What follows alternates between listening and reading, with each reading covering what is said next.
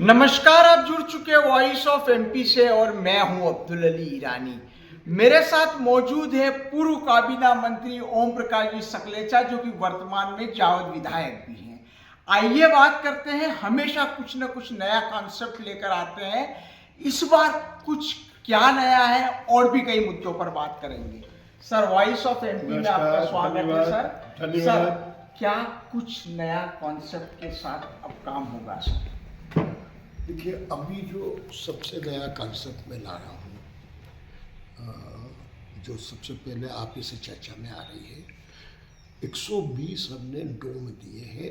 हर 500 vote जिस भी गांव में है वहाँ एक डोम, जिसमें बड़ा डोम, शादी का कमरा, 2-3 धीरे धीरे, और भोजनशाला, ताकि गरीब को शादी, कथा, क्रियावर, किसी भी मांगलिक कार्यक्रम में उसका खर्चा बचे 1.5 लाख रुपया जी।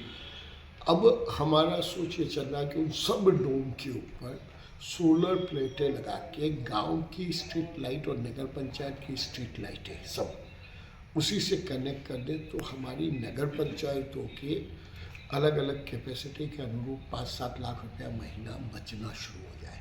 ग्राम पंचायत होगी तो 1-1.5 लाख रुपया महीने का बचेगा, तो वो और बेटर सर्विसेज दे पाएगा। दूसरा, एक और बड़ा कॉन्सेप्ट हमने लिया, 6 नगर पंचायत ने अभी संकल्प लिया दिवाली के दिन कि हर 10वें दिन हर मोहल्ले में जहाँ जहाँ सीसी हो गई है वहाँ प्रेशर से धुलाई करना। अब जमाना माननीय मोदी जी ने स्वच्छता कहा, अब हम धीरे धीरे डस्ट फ्री वातावरण की तरफ आगे बढ़ रहे हैं कि स्वच्छता केवल सड़क की नहीं, नालियाँ ब्लॉकेज, जब प्रेशर वॉश होता है तो नालियाँ भी साफ होती है, तो बीमारियाँ बहुत कम होगी और एक नया फील आएगा। जो अभी भारत नगर में सबसे अच्छा मैंने कहीं देखा है, तो वो देखा नॉर्थ ईस्ट में, सिक्किम में।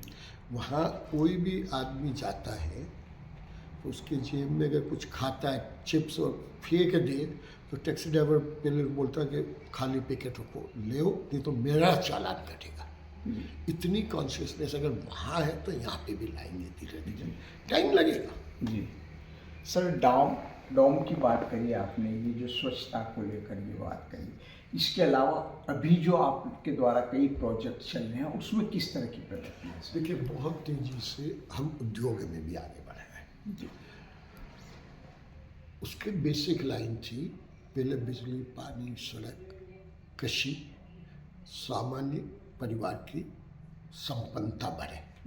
अब उसके बाद उसकी इकोनॉमिक, क्योंकि जैसे जैसे टेक्नोलॉजी बढ़ रही है कृषि में, कृषि के काम कम होंगे, तो उन काम कम होने के बाद परिवार का एक सदस्य चाहता है कि उसकी परमानेंट नौकरी किसी न किसी फैक्ट्री या सरकार में लगे। सरकार की नौकरियों की सीमा है, तो हमने 10,000 जॉब का संकल्प लिया कि अगले 5 साल में हम 10,000 नई नौकरियां पैदा करेंगे। मुझे बहुत अच्छे थे कि जब मैंने डिक्केन शुरू किया तो लोग हंसते थे कि भैया कुल 100-200 आदमियों को नौकरी मिलेगी, लेकिन आज 1,000 परिवार जिनके डंपर, जेसीबीज और ये सब, वहाँ की आमदनी के कारण बाय प्रोडक्ट में लोगों ने पैसा कमा के जो खरीदे, उन पे एक एक डंपर पे 3-3 आदमी, एक एक जेसीबी पे 3 आदमी, कितने ट्रैक्टर पर कितना, उन सब से 1,000 से ज़्यादा नौकरियाँ का परमानेंट रोजगार। तो ये रोजगार बढ़ना फैक्ट्री का बाई प्रोडक्ट है। तो ऐसे ही कुछ फैक्ट्रियाँ आ रही है। जावन में पहले तारों की 3-4 बोहरा समाज ने फैक्ट्रियाँ लगाई, फिर इंडस्ट्रियल एरिया में अभी 2 फैक्ट्रियाँ, 3 फैक्ट्रियाँ कंप्लीट हो गई, फिर अभी मोरवन में फैक्ट्री आ रही है। ऐसे ही पहले आपका इधर आधा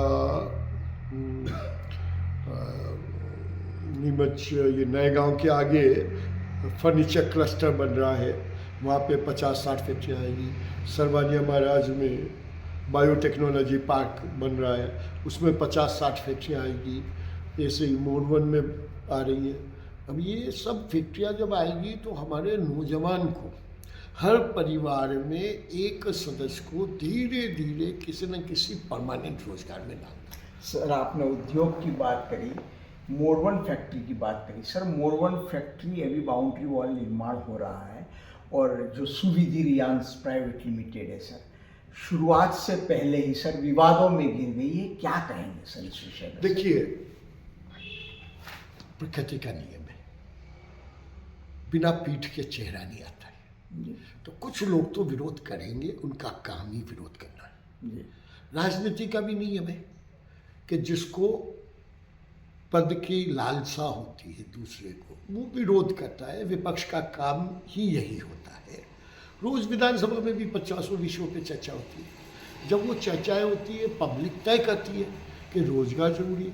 आपके यहाँ खोर के पास जब फैक्ट्री आ रही थी 2000, यही कर्मचारी 3 साल 4 साल पहले लग जाते, लेकिन उस समय मध्य प्रदेश सरकार का इंडस्ट्री का उतना बड़ा फोकस नहीं था। अभी माननीय मोहन यादव का फोकस है हर कीमत में ज़्यादा से ज़्यादा इंडस्ट्री लगे।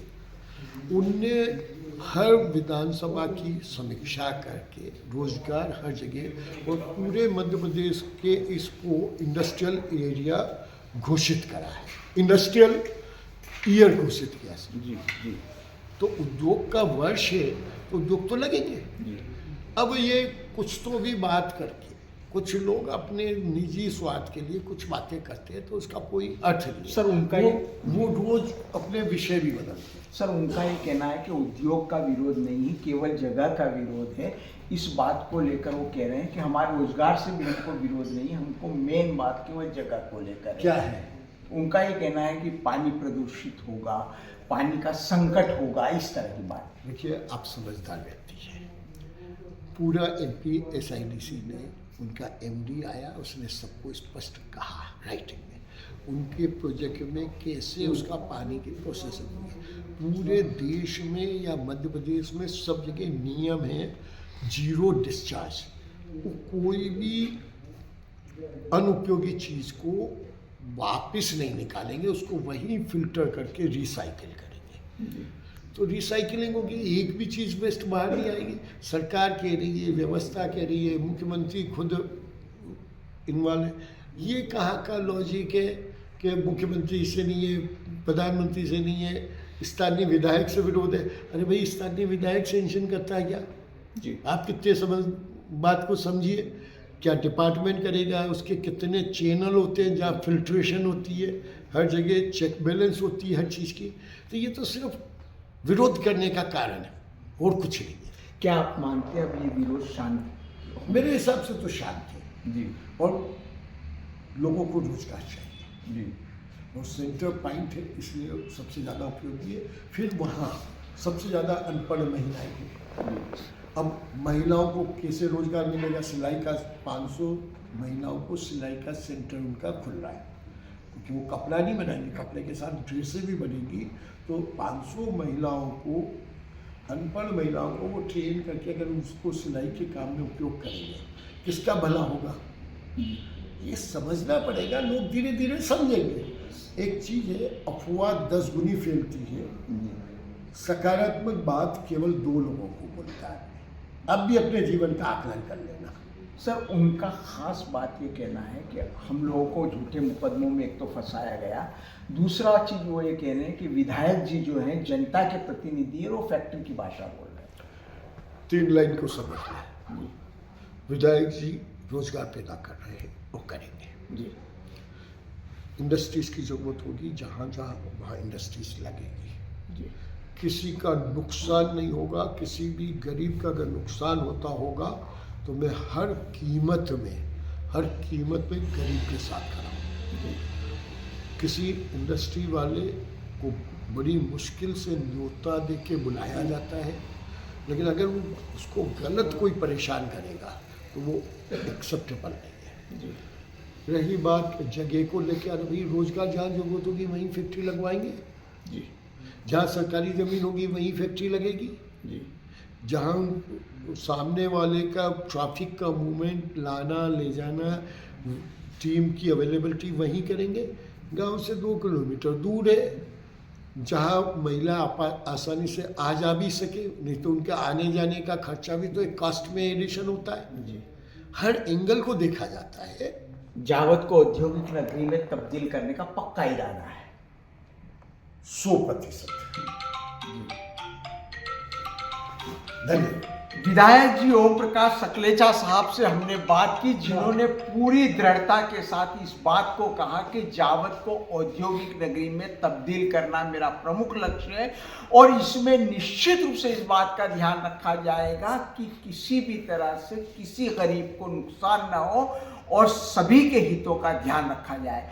साथ ही उन्होंने विशेष रूप से 2 बातों को लेकर नई बात कही है, जो कि पहली बार सामने आई है कि जावद क्षेत्र में नगर जो ग्राम पंचायतें, नगर पंचायतें, वहाँ ड्रोन की बात और साथ ही साथ स्वच्छता को लेकर एक विशेष तकनीक के साथ काम करने वाली बात।